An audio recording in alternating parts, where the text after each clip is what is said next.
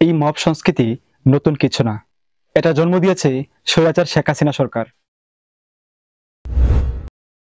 যার অধীনে বছরের পর বছর ধরে আইন ছিল কাগজে আর বিচার ছিল দলীয় অফিসে।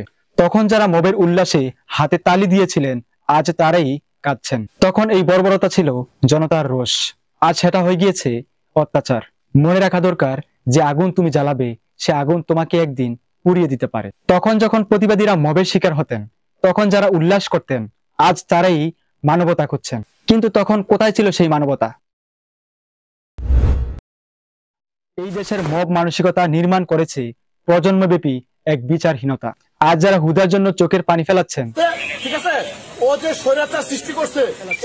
তাদের অনেকেই সেই বিচারহীনতার মদতদাতা ছিলেন। আমরা চাই এই হানাহানি বন্ধ হোক, আমরা চাই এই মবের শিকার আর কেউ না হোক। কিন্তু সেটা তখনই সম্ভব যখন আমরা অতীতের সত্যগুলোকেও স্বীকার করব। না হলে এই মব একদিন অন্য হুদাকে টার্গেট করবে, হয়তো আপনাকেও।